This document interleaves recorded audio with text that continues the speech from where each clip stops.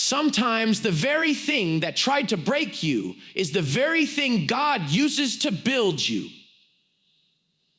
That's where I want to start today. Because if you've ever been through pain, loss, heartbreak, betrayal, disappointment, you know it feels like it's the end. It feels like pain is permanent. But what if I told you pain is not the period, it's the comma? Pain is not the full stop, it's the setup. Pain is the raw material God uses to write purpose into your life. Some of you listening today, you've been asking God, why me? Why did I go through this? Why did I lose that? Why did they leave me? And I came to tell you, what you call pain, God calls purpose. Because you may not see it right now, but every tear you've cried, every storm you've walked through, every sleepless night, it's all being used in the hands of a God who doesn't waste anything. Pain is one of those experiences in life that none of us can escape. It comes in different forms: loss, betrayal, rejection, failure, or even silence when we expected God to speak. And when we're in the middle of it, the first thought that usually hits us is that somehow God must be punishing us. We start questioning ourselves.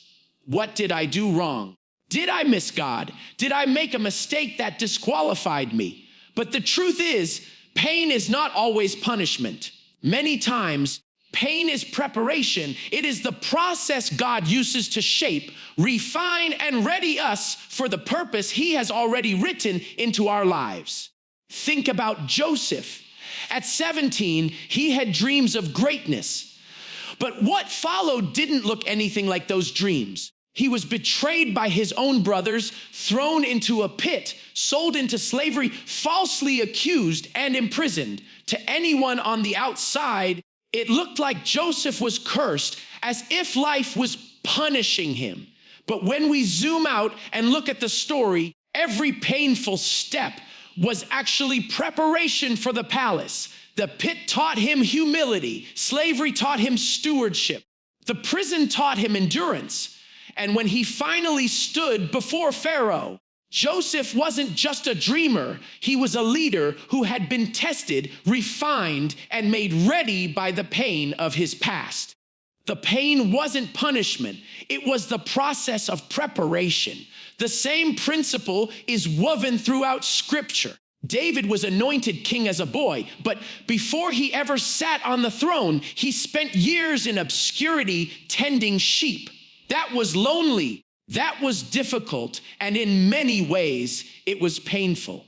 But those hidden years built in him the courage to fight lions and bears, the faithfulness to protect what was entrusted to him, and the intimacy with God that would sustain him when he later faced Goliath and eventually ruled a nation. The pain of obscurity prepared David for the platform of kingship. Even Jesus himself was not exempt from the preparation of pain. Before he carried the cross, he carried the weight of rejection, ridicule, and misunderstanding. He endured 40 days of hunger and temptation in the wilderness. He walked through betrayal at the hands of those closest to him. Every step of pain was preparation for the purpose of redemption. Without those moments, the sacrifice of the cross would not have carried the same weight. Here's the reality: purpose is heavy. It is not cheap, and it does not come without a cost. God doesn't just throw us into our calling unprepared, because purpose requires strength, endurance, humility, and character that only pain can produce. Pain digs deep where comfort never could. It chisels away pride. It exposes weaknesses. It teaches us dependence on God instead of ourselves. And as much as we hate it in the moment, pain becomes the classroom where God equips us for the future He has already prepared. When you feel like life is burying you, when you feel like the weight is too much, consider the seed. A seed looks dead when it's placed in the soil, but what's really happening is transformation. That seed is breaking open underground. It's being stretched, pressed, and hidden from sight. If you didn't understand the process, you'd think it was being destroyed. But what's actually happening is preparation. The seed is making room for roots to grow, for strength to develop, so that when it finally pushes through the soil, it can stand tall and bear fruit. That's what pain does for us. It pushes us into the soil of preparation so that in due season, we can stand strong in the purpose God designed for us. When we go through pain, our natural instinct is to believe it is wasted. We feel like the broken pieces of our story will never fit back together. Like the tears we've cried will never amount to anything meaningful. But with God, nothing is wasted. The moments that seem random, unfair, and senseless are the very moments He is weaving into the larger story of our lives. Romans 8:28 declares that all things work together for the good of those who love God and are called according to His purpose. Notice that it doesn't say some things. It doesn't just say the good days, the victories, the promotions, or the answered prayers. It says all things. That means even the things that broke your heart, even the mistakes you made, even the nights you felt like giving up. God is so powerful that He can take those things and repurpose them into something good. Think about a tapestry. On the back side, all you see are loose threads, knots, and what looks like a mess. But when you flip it around, you see a beautiful, intentional design. That's how God works with pain. From our perspective, it feels like a mess. It feels disconnected and meaningless. But from heaven's perspective, every thread is part of a masterpiece. What looks like chaos to us is carefully crafted by the hands of a God who never wastes anything. Joseph is one of the clearest examples of this truth. He could have looked back at the pit, the betrayal, the slavery, and the prison as wasted years. But when he stood in front of his brothers years later as second in command of Egypt, he declared, "You intended to harm me, but God intended it for good." The very pain that others caused was the tool God used to position Joseph to save countless lives during a famine. What looked wasted was actually the pathway to purpose. We see this in everyday life too. A broken marriage can feel like the end, but God can use it to birth a ministry that helps others restore theirs. A financial failure can feel humiliating, but God can use it to teach stewardship that blesses generations. Even grief, as heavy as it is, can create a deep well of compassion that allows you to walk with others through their darkest valley. God doesn't discard the broken chapters of our lives. He redeems them. This is why we can never measure the value of our pain in the moment we experience it. Pain in isolation doesn't make sense. But pain connected to God's plan reveals purpose. Like ingredients in a recipe, some things taste bitter on their own, some are bland, and some are sweet. But when mixed together in the right order by the right hands, they create something good. God is the master chef of our lives. He takes even the bitterest moments and folds them into a story that will one day reveal His goodness. The cross itself proves this reality. On the day Jesus was crucified, it looked like defeat. It looked like tragedy. To His disciples, it looked wasted. But that same cross became the foundation of salvation for all humanity. The greatest pain became the greatest purpose. If God could redeem the darkest day in history and turn it into eternal hope, surely He can redeem the pain in your story. So when you look at your life and wonder if any of it mattered, remind yourself that God is a master at recycling pain. He does not overlook one tear or one wound. He gathers them, transforms them, and uses them to write a story of redemption. Nothing you've been through will ever be wasted in the hands of the one who makes all things work together for good. Purpose is one of the greatest gifts God can place in a person's life, but it doesn't come without a cost. There is always a price attached to carrying something significant, and more often than not, the price is pain.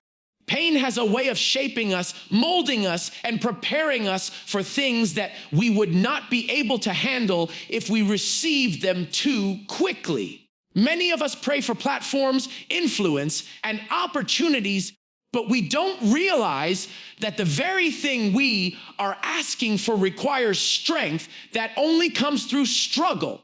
God uses pain as the tool to prepare us for the weight of purpose. David is a clear example of this principle. When we read about his anointing as a boy, it sounds like an incredible moment of destiny. Samuel poured oil over his head and declared that he would be king.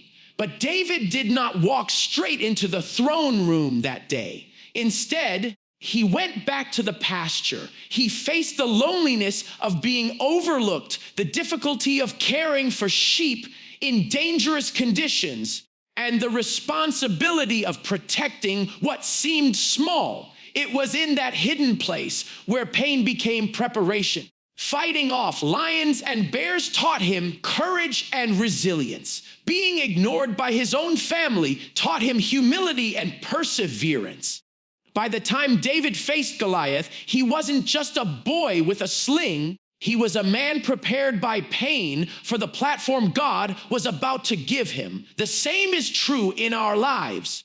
We often want the victory without the battle, the crown without the cross, the promotion without the process. But God doesn't work like that. He allows seasons of struggle to prepare us for seasons of significance. When we endure heartbreak, rejection, or failure, we often see those moments as setbacks. Yet in God's perspective, they are setups.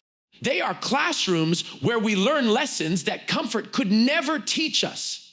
Pain teaches endurance, empathy, and dependence on God. These qualities cannot be developed in easy seasons. They are only formed in the fire of hardship. Even Jesus had to walk through this process. Before he ever preached to crowds or healed the sick, he endured 40 days of testing in the wilderness. He felt hunger, weakness, and temptation. Later, he faced constant criticism from religious leaders, betrayal from Judas, and denial from Peter. Each moment of pain was preparation for the ultimate platform of the cross. If Jesus himself, the Son of God, was prepared through pain, how much more must we expect that our purpose will require the same? This truth can transform the way we see our struggles. Instead of asking, God, why is this happening to me? We begin to ask, God, what are you preparing me for through this? That shift in perspective changes everything. Suddenly, the betrayal is not just heartbreak, it's training for discernment. The delay is not just wasted time, it's teaching us patience.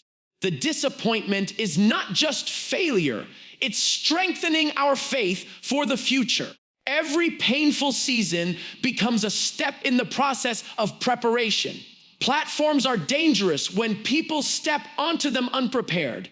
Without the foundation that pain builds, influence can crush a person. Character has to match calling, and integrity has to carry opportunity. Pain ensures that when God finally places us on the platform he's designed for us, we are able to stand and not fall. That's why shortcuts never work. When we try to skip the process of pain, we also skip the preparation of purpose. What feels like delay is often divine protection, because God is making sure we are ready to carry what he's about to give us. So instead of despising painful seasons, we can begin to see them as training grounds. They may not make sense in the moment, and they will rarely feel good, but they are shaping us for something greater. The very thing that causes us to weep today may be the very thing that equips us to lead tomorrow. God does not waste the pain, and he does not allow it without reason. Every tear, every trial, and every moment of struggle is part of the preparation that will allow us to stand on the platform of purpose when the time is right. Pain has a unique way of opening our hearts to others in a way comfort never can. When life is easy, it's natural to focus on ourselves, to stay in our own lane, and to overlook the struggles of those around us. But when we walk through pain, something shifts. We begin to see people differently. Our own wounds create a new sensitivity to the wounds of others. The very experiences that we thought would break us often become the ones that equip us with compassion, empathy, and the ability to connect with others on a deeper level. God doesn't allow pain just to shape us. He allows it so we can use what we've been through to bless, comfort, and guide others.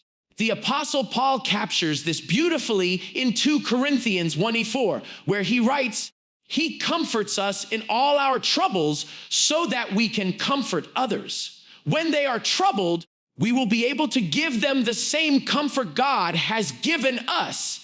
That verse reminds us that comfort is never meant to stop with us. It flows through us. The very comfort we receive in moments of pain becomes the comfort we extend to others. This is why your scars are significant. They aren't marks of shame. They are testimonies of survival. And your survival becomes a roadmap for someone else's journey. Think about people who have walked through addiction and found freedom. Their story carries a weight and credibility that others cannot replicate. When they tell someone still struggling, you can make it out of this. It's not theory, it's lived experience. Their pain has produced compassion that connects to the heart of another. The same is true of someone who has walked through divorce, grief, depression, or failure. The pain they've endured gives them the ability to sit with someone else in the middle of their valley and say, I understand, I've been there, and if God carried me through, he can carry you too. Jesus himself modeled this kind of compassion. Hebrews 4:15 says that he is able to sympathize with our weaknesses because he was tempted in every way as we are, yet without sin. He experienced rejection, loneliness, betrayal, and suffering, which enables him to stand as a compassionate high priest who understands what we go through. His pain produced the kind of empathy that allows him to walk with us, not from a distance, but from the nearness of shared experience. In the same way, our pain equips us to walk with others, not with judgment or distance, but with understanding and love. One of the enemy's greatest lies is that our pain disqualifies us. He whispers that because we failed, because we suffered, because we carry scars, we are somehow less valuable or less useful. But the opposite is true. Those very scars are what qualify us to minister to others in ways we couldn't have without the pain.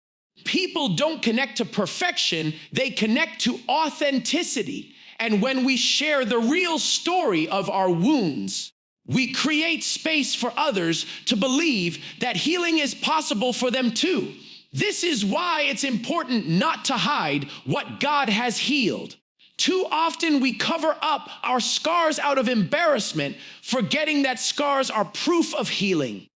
The wound is no longer bleeding, and the scar stands as a testimony that we made it through. Someone else needs to see that proof. Someone needs to know that survival is possible. And the compassion birthed in us through our pain may be the very thing that gives them hope to keep going.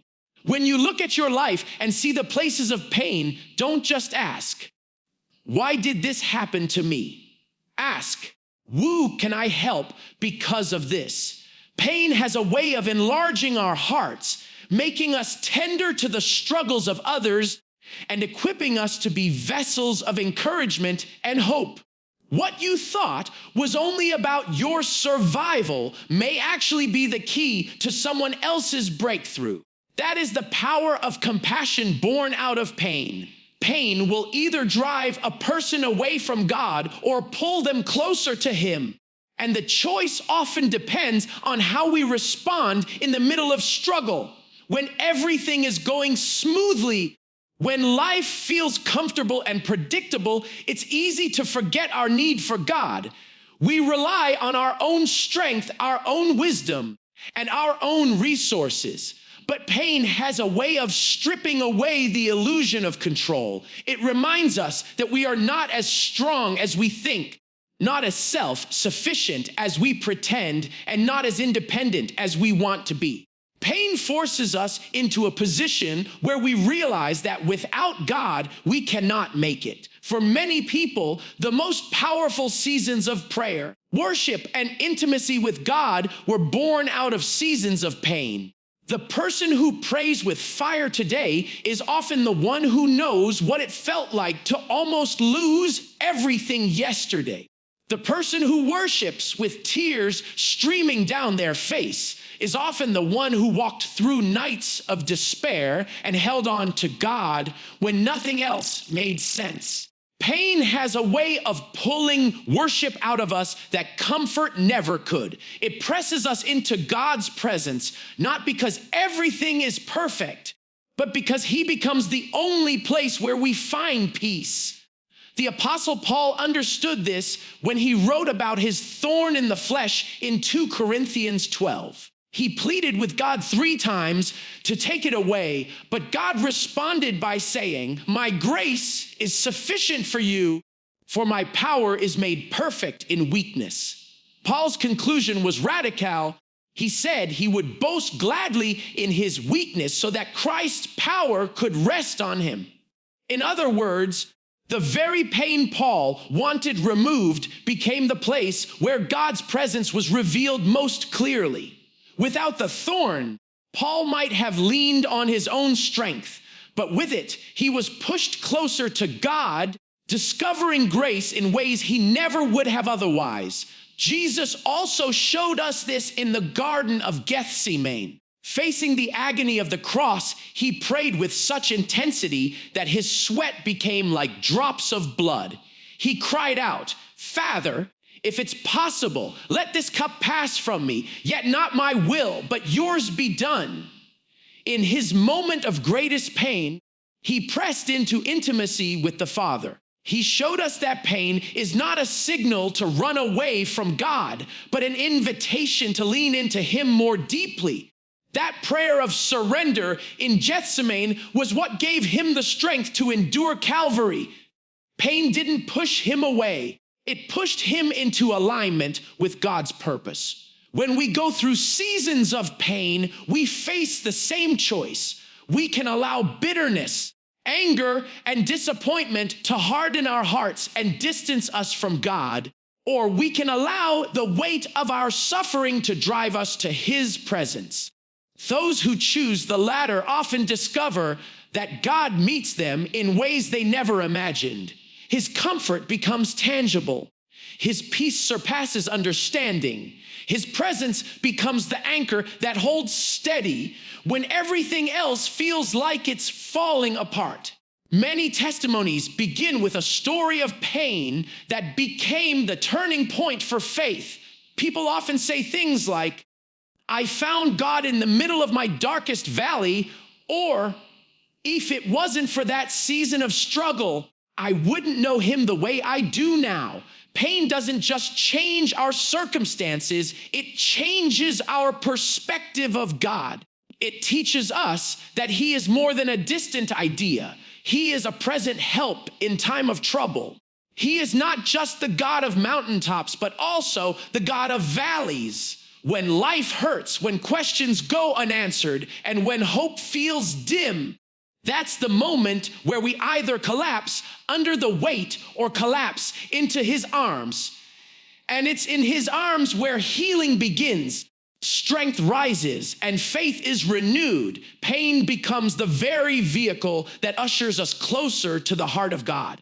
One of the hardest parts of walking through pain is waiting for God to bring purpose out of it. We live in a world that wants instant results, immediate answers, and quick fixes, but purpose is not built in a moment. It takes time, and it often requires long seasons where nothing seems to make sense. The delay between the pain we experience and the purpose God is producing is the place where our faith is tested the most. Trusting the process means choosing to believe that God is at work even when we cannot see the evidence yet. Joseph's life is a perfect example of this truth. From the moment he had dreams of greatness to the time those dreams were fulfilled in Pharaoh's palace, 13 long years passed. Those years were filled with betrayal, false accusations, and imprisonment. If anyone had reason to think their pain was pointless, it was Joseph. But God was working the entire time. The waiting was not wasted. It was developing Joseph's character, teaching him humility, building resilience, and preparing him to handle the responsibility of leadership when the right time came. Had Joseph stepped into purpose too early, he would not have been ready to sustain it. The process required time, and the time required trust. Moses also experienced this reality. After fleeing Egypt, he spent 40 years in the wilderness tending sheep. To human eyes, that looked like failure, wasted potential, or punishment. But those decades were God's classroom. In the solitude of the desert, Moses learned patience, endurance, and dependence on God. When the time finally came for him to lead Israel out of slavery, he was not just a man with a calling. He was a man prepared by years of waiting and pain. The process was long, but it was necessary. Even Jesus shows us the importance of trusting the process. The Son of God waited 30 years before beginning his public ministry. For 3 decades, he lived in obscurity, working as a carpenter, walking in obedience, and preparing for the 3 years that would change the world. If Jesus himself was willing to trust the Father's timing, then we can be confident that waiting seasons in our lives are not empty. They are essential. God knows when we are ready. He knows what needs to be developed in us. And he knows how to use every delay to build something within us that will sustain the weight of our destiny. Trusting the process means shifting how we see delays. Instead of viewing them as wasted time, we begin to recognize them as divine development. Every moment we wait is a moment God is shaping us. The unanswered prayers are producing perseverance. The closed doors are protecting us from stepping into things too soon. The silence is stretching our faith. What feels like delay is really God ensuring that the foundation of our lives is strong enough to hold the purpose he has planned. The danger of rushing the process is that we end up with something premature. A fruit picked before its season is sour and incomplete. In the same way, stepping into purpose before we are ready can damage us and those around us. God's process may feel slow, but it is intentional. He is aligning opportunities, preparing hearts, and working all things together so that when the moment of purpose comes, it is not only powerful, but lasting. When we look back on seasons of pain and waiting, we often realize they were not wasted at all. They were the very seasons that built us. They taught us lessons we carry into every area of life. They grew our faith, deepened our relationship with God, and made us stronger than we thought we could be. What once felt like delay is revealed as development. And when purpose finally unfolds, we see that the process was worth trusting all along.